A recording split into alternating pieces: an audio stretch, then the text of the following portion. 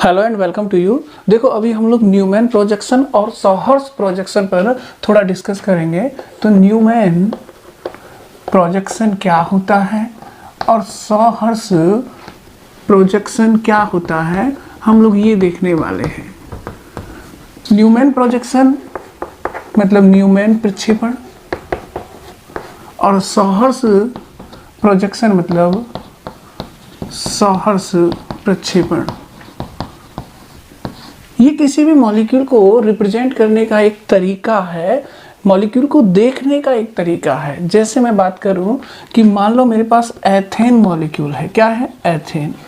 तो आप तो जानते हैं कि एथेन में 2 कार्बन होते हैं, CH3 single bond CH3। Carbon carbon के बीच में क्या होता है? सिंगल बॉन्ड होता है, ये आपको पता है। अब इसको मैं ऐसे भी लिख सकता हूं कि एक कार्बन दूसरे कार्बन से सिंगल बॉन्ड से जुड़ा है और प्रत्येक कार्बन पर 3 हाइड्रोजन है। लेकिन आप एक बात जरूर यहाँ ध्यान रखेंगे कि कार्बन कार्बन के बीच में सिंगल बॉन्ड है, इसलिए रोटेशन अलाउड होगा, यानी रोटेशन तो हो सकता है। जानते हैं ना आप लोग कि जब भी कार्बन कार्बन के बीच में सिंगल बॉन्ड होता है रोटेशन बहुत इजीली होता है। डबल बॉन्ड या साइक्लिक कंडीशन होती है तो रोटेशन जो है रेस्ट्रिक्टेड हो जाता है। हम बात कर रहे हैं कि हम इसका न्यूमैन प्रोजेक्शन कैसे बनाएंगे। तो न्यूमैन प्रोजेक्शन में मॉलिक्यूल्स को देखने का एक तरीका होता है, और वो तरीका क्या होता है कि आप किसी भी मॉलिक्यूल को इस तरह से देखेंगे जैसे आप उसके ठीक सामने बैठे हुए हैं। कहाँ बैठे हुए हैं? ठीक सामने बैठे हुए हैं। यानी जैसे मैं आपसे कहूँ, देखो ये पेन है, ठीक। अब इस पेन को आप ऐसे देखें कि जैसे आप इसके बिल्कुल ठीक सामने बैठे हुए हैं, यानी आप यहाँ बैठे हुए हैं और ये पेन आपकी नज़रों के बिल्कुल सामने है। तो आपको मॉलिक्यूल को एकदम फ्रंट से देखना होता है। फ्रंट से जब आप किसी मॉलिक्यूल को देखते हैं तो ज़रा ध्यान से देखना, आप इसके पेन के जस्ट सामने अपनी नज़रों को रखें और इसके जस्ट सामने जब अपनी नज़रों को रखेंगे एकदम कॉन्सनट्रेट होकर इस पॉइंट को देखें। जब आप कॉन्सेंट्रेट होकर इस पॉइंट को देखेंगे तो डेफिनेटली आपको केवल यही पॉइंट दिखेगा, इसके पीछे क्या है ये आपको दिखने वाला नहीं है। बस न्यूमैन प्रोजेक्शन में मॉलिक्यूल को ऐसे ही देखना है जैसे मॉलिक्यूल आपके ठीक सामने रखा है और आप जो सामने उसको दिख रहा है ना, जो सामने आपको दिख रहा है उसी को आप कॉन्सेंट्रेट होकर के देख रहे हैं। तो जब आप इसके सामने हैं तो आप कॉन्सेंट्रेट होकर जब इसको देखेंगे तो केवल यही आपको दिखेगा, पिछला हिस्सा आपको नहीं दिखेगा। अब जरा आप ध्यान दें, मान लो ये एथेन मॉलिक्यूल्स के कार्बन हैं। कैसे? एक कार्बन यहाँ है और एक कार्बन यहाँ है, और ये जो बीच में है ये सिंगल बॉन्ड है। एक कार्बन दूसरा कार्बन, और ये क्या है? कार्बन कार्बन के बीच का सिंगल बॉन्ड। अब मैं इसको ऐसे घुमा देता हूँ। जब मैं ऐसे घुमा दूंगा और आप इसको एकदम सामने से देखेंगे तो ये वाला कार्बन तो आपको दिखेगा, मगर इसके पीछे जो कार्बन है वो आपको दिखाई नहीं देगा। इवन कार्बन ही दिखाई नहीं देगा बल्कि ये बॉन्ड भी आपको दिखाई नहीं देगा। तो एक बार फिर से देखें कि मान लो ये कार्बन है और ये कार्बन है और ये इनके बीच का सिंगल बॉन्ड है। अभी तो आपको ये सब कुछ दिखाई दे रहा है, ये कार्बन भी दिखाई दे रहा है, ये कार्बन भी दिखाई दे रहा है और ये सिंगल बॉन्ड भी दिखाई दे रहा है। लेकिन जब मैं मॉलिक्यूल को ऐसे रखूं और आपसे कहूं कि एकदम फ्रंट से देखो, आप बिल्कुल सामने से देखो, तो सामने से कॉन्सेंट्रेट होकर देखोगे तो ये तो दिखेगा आपको, यानी फ्रंट कार्बन तो आपको दिखेगा, बट फ्रंट कार्बन के पीछे जो रियर कार्बन है वो आपको दिखाई नहीं देगा।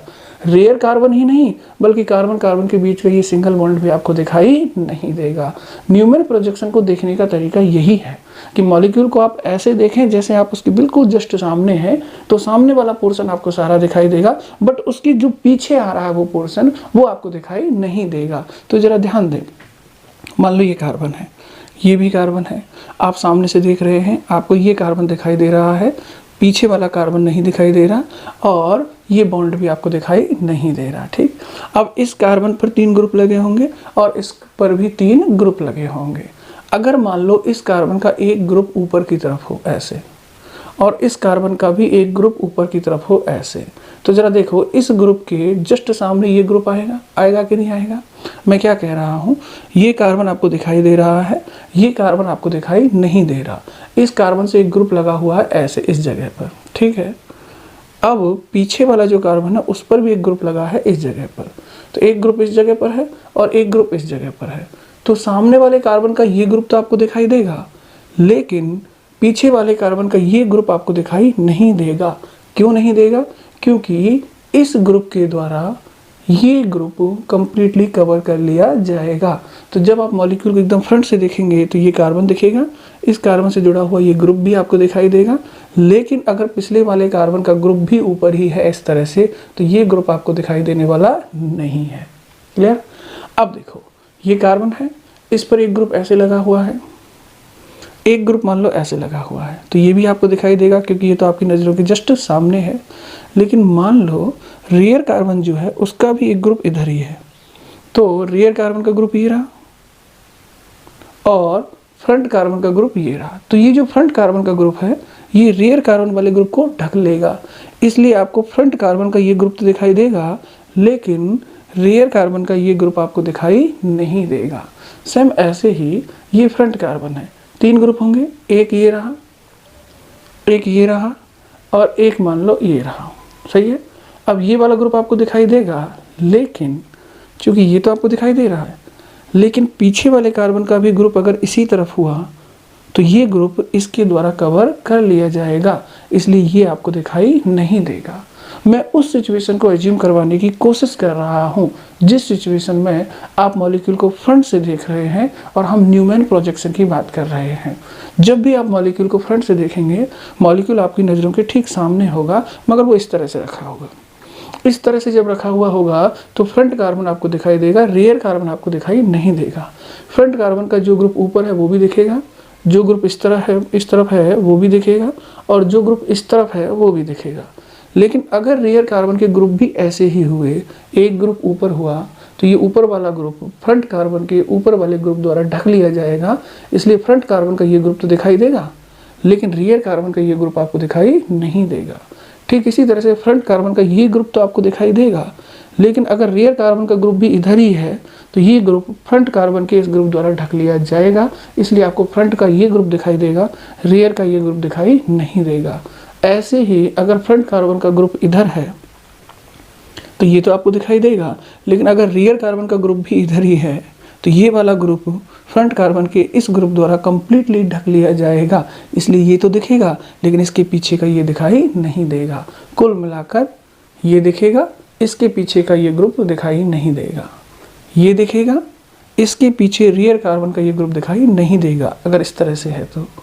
ऐसे ही ये दिखेगा, इसके पीछे का रियर कार्बन का ये ग्रुप दिखाई नहीं देगा, और यही वास्तव में क्या होता है, न्यूमैन्स होता है। तो जरा ध्यान देना, हम एथेन का न्यूमैन प्रोजेक्शन बना रहे हैं। ठीक, अब मान लो ये मॉलिक्यूल आपके जस्ट सामने है। कहाँ है? जस्ट सामने। तो जस्ट सामने है तो आपको फ्रंट कार्बन ही दिखाई देगा। अभी तो ये ऐसे रखा हुआ है तो सब कुछ दिख रहा है। अब मैं कह रहा हूँ कि इसको ऐसे देखो, ऐसे देखोगे तो यही कार्बन दिखेगा, पिछला वाला कार्बन नहीं दिखेगा। न्यूमैन प्रोजेक्शन में मॉलिक्यूल को रिप्रेजेंट करने का एक तरीका होता है, और वो तरीका ये है कि मॉलिक्यूल को आप फ्रंट से देखें तो आपको फ्रंट कार्बन दिखेगा, पीछे वाला कार्बन नहीं दिखेगा और ना ही ये बॉन्ड दिखेगा। लेकिन जब हम न्यूमैन्स बनाएंगे तो हम क्या करेंगे, फ्रंट कार्बन जो दिख रहा है उसको तो हम पॉइंट से शो करेंगे। अब चूंकि इस फ्रंट के पीछे कौन सा कार्बन है, रियर कार्बन, ये वाला, ये दिखेगा नहीं, लेकिन मॉलिक्यूल में शो करने के लिए हम इसको सर्कल से दिखाएंगे। समझ गए? अब इसका मतलब है, देखो ये फ्रंट कार्बन है और ये जो सर्कल से दिखाया ये रियर कार्बन है, तो ये तो रियर कार्बन है, रियर कार्बन, और ये जो मैंने दिखाया ये क्या है, फ्रंट कार्बन। अब एक्चुअली आपको दिख कौन सा रहा होगा, फ्रंट दिख रहा होगा, बट फ्रंट के पीछे रियर तो होगा। ये फ्रंट दिख रहा है लेकिन इसके पीछे रियर कार्बन तो होगा, होगा कि नहीं होगा? तो ये नहीं दिखेगा और ये दिखेगा। जब फ्रंट दिखेगा, रियर नहीं दिखेगा, तो ये बॉन्ड भी आपको दिखाई नहीं देगा। ठीक, इसलिए फ्रंट कार्बन ये है, रियर कार्बन ये है, इन दोनों के बीच में क्या है, सिंगल बॉन्ड है, और वो बॉन्ड भी आपको दिखाई नहीं देगा। क्लियर है सबके दिमाग में? इसको बिल्कुल ऐसे ही रख दें। तो जब ठीक सामने देखोगे तो ये दिख जाएगा, दिखेगा कि नहीं दिखेगा? ये तो दिखेगा फ्रंट कार्बन, लेकिन पीछे वाला कार्बन आपको दिखाई नहीं देगा। तो फ्रंट को हमने बना दिया पॉइंट से और पीछे वाले कार्बन को हमने बना दिया है सर्कल से। पॉइंट और सर्कल के बीच में, यानी फ्रंट कार्बन और रियर कार्बन के बीच में सिंगल बॉन्ड होगा ना, तो पॉइंट और सर्कल के बीच में जो सिंगल बॉन्ड है वो भी हमें दिखाई नहीं देगा। क्लियर है सबके दिमाग में? ठीक, अब जब मैं इस प्रोजेक्शन को कंप्लीट करता हूँ तो जरा ध्यान देना आप, इस फ्रंट कार्बन पर, ये मान लो फ्रंट कार्बन है और ये मान लो रियर कार्बन है, इस फ्रंट कार्बन पर कितने हाइड्रोजन हैं, 3। तो इस पॉइंट से आपको 3 हाइड्रोजन जोड़ने हैं, क्योंकि पॉइंट आपका फ्रंट कार्बन को बता रहा है। तो एक हाइड्रोजन ये रहा, दूसरा हाइड्रोजन ये रहा और तीसरा हाइड्रोजन ये रहा। ठीक है, ये तो दिखेंगे आपको, क्योंकि आप ऐसे देख रहे हो तो फ्रंट कार्बन दिखेगा, इससे जुड़े हुए तीनों हाइड्रोजन दिखेंगे, एक ऊपर वाला, दो और तीन, तीनों दिखेंगे आपको। तो ये तीनों आपको दिख रहे हैं, लेकिन फ्रंट के जस्ट पीछे रेयर कार्बन है और उस रेयर कार्बन पर भी कितने हाइड्रोजन हैं? 3। अब सपोज दैट फ्रंट कार्बन का हाइड्रोजन ऊपर है और रेयर का भी ऊपर है, तो फिर आपको फ्रंट का तो दिख जाएगा बट रेयर का दिखाई नहीं देगा। क्यों दिखाई नहीं देगा? क्योंकि रेयर का H फ्रंट के H के पीछे आ गया है। ठीक, लेकिन आप जब इस मॉलिक्यूल में दिखाओगे तो कैसे दिखाओगे? ये तो फ्रंट कार्बन है, पॉइंट से दिखाया है, ये सर्कल से दिखाया, ये रेयर कार्बन है। रेयर कार्बन का भी H है, लेकिन वो H कहाँ है? फ्रंट कार्बन के H के जस्ट पीछे है। ये फ्रंट कार्बन है, इस फ्रंट कार्बन का H ऊपर है, दिखेगा, लेकिन रियर कार्बन का H भी अगर ऊपर है तो वो आपको दिखाई नहीं देगा। इसका मतलब यहाँ आने वाला H फ्रंट कार्बन के H के द्वारा कवर कर लिया जाएगा। यही मैं आपसे कह रहा हूँ, फ्रंट कार्बन का H ऊपर है और मान लो रेयर का भी ऊपर ही है, तो रेयर कार्बन का H फ्रंट कार्बन के H द्वारा ढक लिया जाएगा। लेकिन मॉलिक्यूल्स में कैसे दिखाओगे?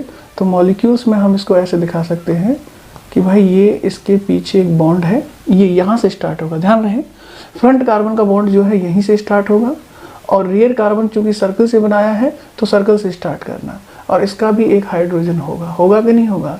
लेकिन ये हाइड्रोजन इसके कहाँ है? पीछे है, यानी फ्रंट हाइड्रोजन के पीछे है रियर कार्बन का हाइड्रोजन। सही है।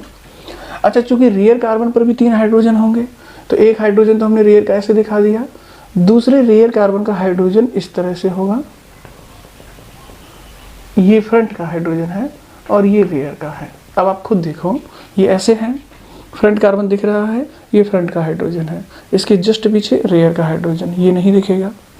फ्रंट का ये हाइड्रोजन दिख रहा है, फ्रंट का इधर वाला हाइड्रोजन दिख रहा है, लेकिन इसके जस्ट पीछे रेयर का ये हाइड्रोजन दिखाई नहीं देगा। ये क्यों नहीं दिखाई देगा?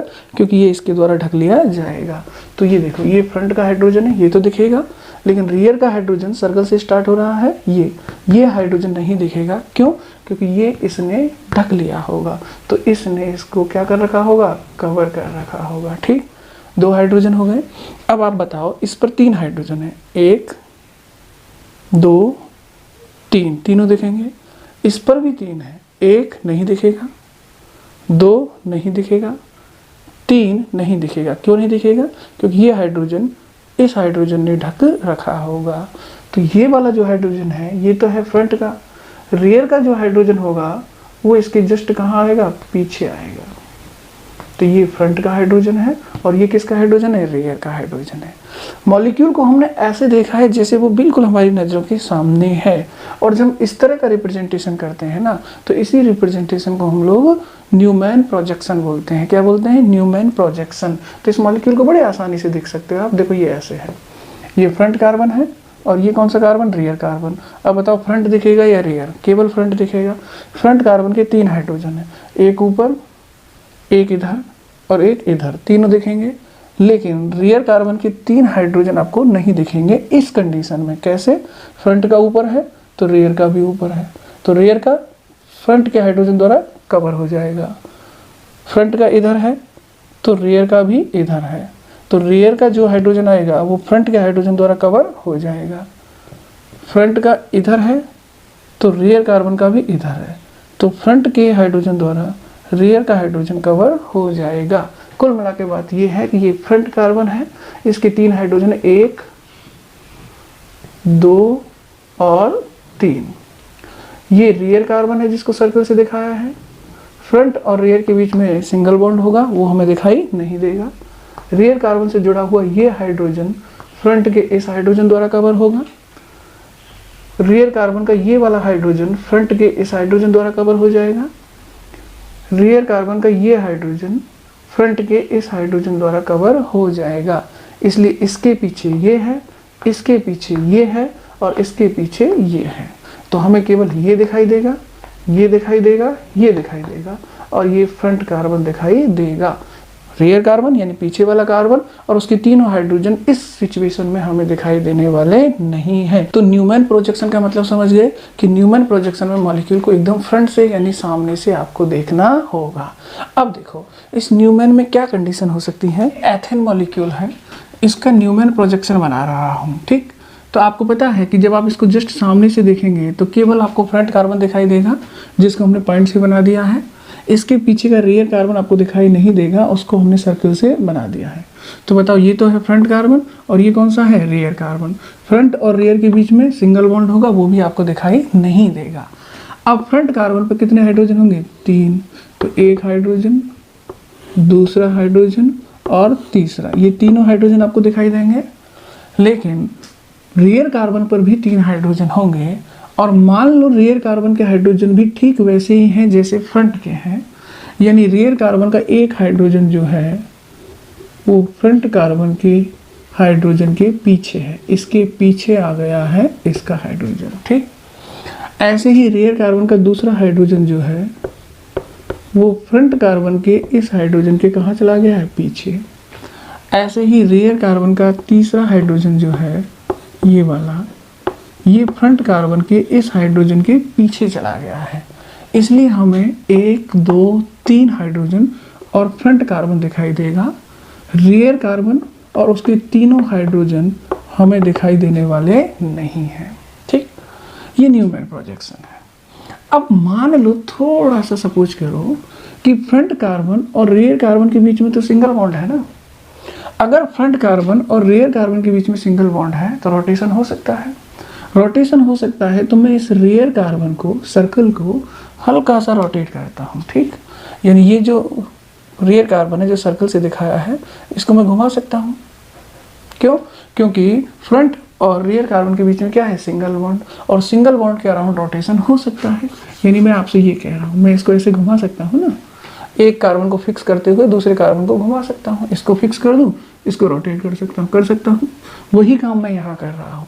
फ्रंट कार्बन को तो मैंने क्या कर दिया, फिक्स कर दिया है, लेकिन ये जो रियर कार्बन है ना इसको मैं थोड़ा सा क्लॉकवाइज घुमा रहा हूँ, ठीक। अब थोड़ा सा भी क्या, मैं इसको 60 डिग्री से रोटेट कर रहा हूँ, ठीक। यानी इस हाइड्रोजन को, ये वाला जो हाइड्रोजन, इसको मैं 60 से घुमाऊंगा तो ये भी घूमेगा, पीछे वाले कार्बन का हाइड्रोजन ये भी घूमेगा, तीनों घूमेंगे। सामने वाले को मैं क्या रखूँगा, फिक्स रखूँगा। यानी मैं आपसे ये कहना चाह रहा हूँ कि आप जानते हैं कि आप मॉलिक्यूल को ऐसे ही तो देख रहे हैं, तो ये तो सामने वाला कार्बन है और ये कौन सा है, पीछे वाला। हालांकि ये हमें दिख नहीं रहा है लेकिन सिंगल बॉन्ड है ना, सिंगल बॉन्ड है तो मैं पीछे वाले कार्बन को क्या कर सकता हूँ, घुमा सकता हूँ। अभी फिलहाल सिचुएशन क्या है, सामने वाला कार्बन, इसके 3 हाइड्रोजन, 1, 2, 3, पीछे वाला कार्बन 1, 2, 3, तो पीछे वाले कार्बन का कुछ भी दिखाई नहीं दे रहा। अब मैं क्या कर रहा हूँ, पीछे वाले कार्बन को 60 डिग्री से रोटेट कर रहा हूँ क्लॉकवाइज। यानी पीछे वाला कार्बन यही तो है, सर्कल वाला, तो इसको मैं धीरे धीरे ऐसे रोटेट कर रहा हूँ। तो सामने वाला तो मैं फिक्स रखूँगा, ये वाला तो पीछे वाले को घुमा दूंगा, ठीक। पीछे वाले को घुमाऊंगा तो ये हाइड्रोजन घूमेगा और घूम करके यहाँ आ जाएगा 60 पर। ये वाला हाइड्रोजन भी घूमेगा और घूम करके यहाँ आ जाएगा, और ये वाला हाइड्रोजन भी घूमेगा और घूम करके यहाँ आ जाएगा। तो बात को समझें, ये फ्रंट कार्बन है, तो फ्रंट कार्बन ये रहा, इसको तो हमने छेड़ा ही नहीं है। इसके तीनों हाइड्रोजन कैसे हैं, देखो, एक हाइड्रोजन ये रहा, दूसरा ये रहा और तीसरा ये रहा, ऐसे ही दिख रहा है। रियर कार्बन जो है जिसको सर्कल से बनाया है, तो इस रियर कार्बन को हमने क्या किया है, 60 से घुमा दिया है। तो ये आपका क्या है, रियर कार्बन जो पीछे है, सर्कल से दिखा दिया। अभी इसका हाइड्रोजन कहाँ है, इस हाइड्रोजन के जस्ट पीछे, ये हाइड्रोजन इसके जस्ट पीछे है। लेकिन जब 60 से घुमाऊंगा तो ये यहाँ आ जाएगा, इसलिए रियर का हाइड्रोजन अब मुझे यहाँ दिखाई देगा।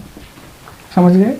जब मैं इसको पूरे को, रियर कार्बन को घुमाऊंगा तो ये हाइड्रोजन यहाँ आएगा, तो ये हाइड्रोजन जो है घूम करके यहाँ आ जाएगा। अभी ये हाइड्रोजन कहाँ है, इस हाइड्रोजन के पीछे, लेकिन जब 60 से रोटेट होगा तो ये मुझे यहाँ दिखाई देगा, ठीक। अभी इस हाइड्रोजन के जस्ट पीछे ये हाइड्रोजन है, लेकिन जब मैं पूरे रियर कार्बन को घुमाऊंगा तो ये यहाँ आ जाएगा, ये वाला यहाँ आ जाएगा, तो ये वाला भी घूम करके यहाँ आ जाएगा, तो ये मुझे यहाँ दिखाई देगा, ठीक।